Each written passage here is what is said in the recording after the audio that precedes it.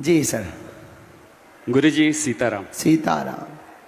पिछले कुछ दिनों में जिस तरह से आपने जो अखंड भारत और हिंदू राष्ट्र और सनातन धर्म के विषय में सारे देश में जो वातावरण का निर्माण किया है, उससे देश के कोने कोने में युवाओं में जो एक ऊर्जा और उत्साह और जोश का संचार हुआ है, वो निश्चित इस प्रश्न के पृष्ठभूमि में वो उत्साह और जोश को देख के एक बार युवाओं जोश दिखाओ अपना।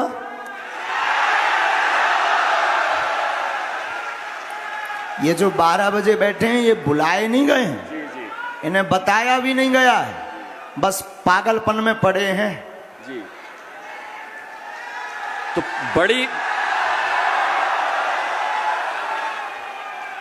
बड़ी संख्या में सारे देश में इस तरह से युवाओं का जो आपके साथ जुड़ना और इस आंदोलन और इस अखंड भारत निर्माण और हिंदू राष्ट्र। आपसे हम एक बात कहें जी। हमने भगत सिंह को पढ़ा है। भगत सिंह वैसे तो वो नास्तिक थे, लेकिन हमने उनको पढ़ा है क्योंकि वो इस राष्ट्र के सच्चे सपूत थे। और एक मिनट रुको, पूरी बात तो सुनो। उनकी एक बात थी, जब उनको फांसी लगनी थी तो वो अपनी माँ को बेबे कहते थे। उनकी माँ उनके पास आई, बेबे। तो जब फांसी लगनी थी, बिल्कुल उस दिन फांसी मिलनी थी, तो अंतिम बार मिल रहे थे अपनी माँ से। अब आप विचार करो, कल्पना करो कि अंतिम बार कोई अपनी माँ से मिल रहा हो, उसकी हालत क्या होगी। पर आप उनकी अब क्या कह दें, उनकी हालत बड़ी ऊर्जावान थी। क्या ऊर्जा। भगत सिंह ने कहा, बेबे, और जब मुझे फांसी लगे ना तो तू सामने मत रहना। तो भगत सिंह की मां ने कहा, क्यों? बोले, बेबे, मैं नहीं चाहता हूं कि जिसका बेटा देश के लिए शहीद हो रहा हो उसकी मां की आंखों में कमजोरी के आंसू हों। अब पूरी बात यह है, तो मां ने कहा कि बेटे, पर मां तो मां होती है और मां का दिल कम मानेगा। तू शहीद जरूर हो रहा, और मुझे गर्व है कि मैं धन्य भाग्यशाली मां हूं कि एक ऐसा पूत जाया है जो राष्ट्र के लिए कुर्बान हो रहा। लेकिन बेटा, फिर भी मेरे जो अंदर का ममत्व है ना, वो अभी भी जग रहा है। तो पता है भगत सिंह ने क्या कहा? भगत सिंह ने कहा, बेबे, जिस दिन तुझे मुझसे मिलने की इच्छा करे ना, आज फांसी के बाद भी मैं तुझे हर दिन मिलूंगा। तो मां ने कहा, हाउ पॉसिबल, कैसे पॉसिबल है कि तू मुझसे मिलेगा?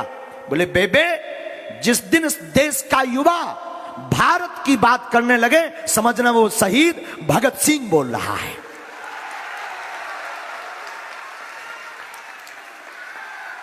उसमें तुम मेरे दर्शन करना। तो हमें ये जो युवा है ना, इनमें युवाओं में हमें अपना ही रूप दिखाई पड़ता है। लोगों को लगती होगी फैन फॉलोइंग, हमारी कोई फैन फॉलोइंग नहीं है, हमें तो अपना परिवार नजर आता है इनमें। प्रश्न करें। गुरुजी, निश्चित युवाओं में जिस तरीके का जोश है, तो ये जो अखंड भारत की स्थापना में जो व्यवस्था है, उसमें शास्त्र और शस्त्र की क्या भूमिका होगी, उसमें आप क्या? ये हमारा बहुत ही प्रिय कॉन्सेप्ट है जी। शस्त्र शास्त्र पर हम हमेशा बात करते हैं। देखो, कोई अगर शास्त्र से ना माने तो घूंसा से माने। मतलब जो माला से नहीं समझ रहे उन्हें भाला की व्यवस्था होनी चाहिए। और आई सपोर्टेड, हम फुल सपोर्ट में हैं।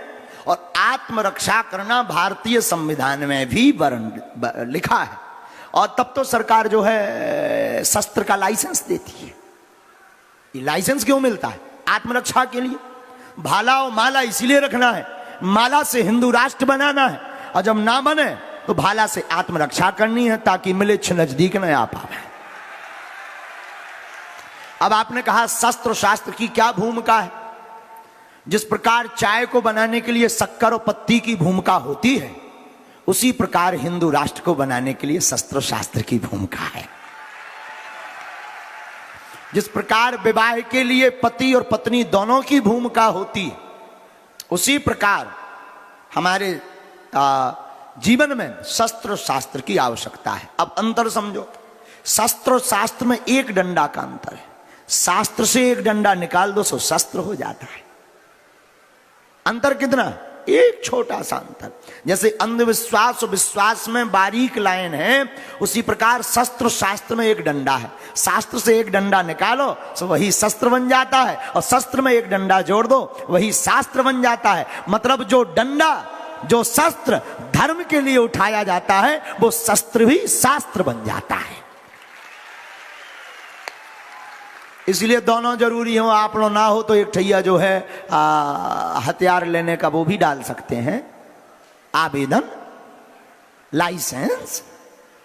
हाँ, बाकी नहीं था डंडा जिंदाबाद। जय हो जय हो। बैठ जा भैया कक्का, बैठ जा बैठ जा। हिंदू राष्ट्र की जय हो। बैठ जा बैठ जा बैठ जा। ऐसे ही बनने, जैसे तो चिल्ला रहा हो ऐसे ही बनने। हाँ हाँ हाँ, टी शर्ट पहन के बनने। हाँ बनने, खड़ा तो हो जा। अरे अरे, हाँ हाँ हाँ, नहीं जोई कुर्ता पहन के बनने। बैठ जा बैठ।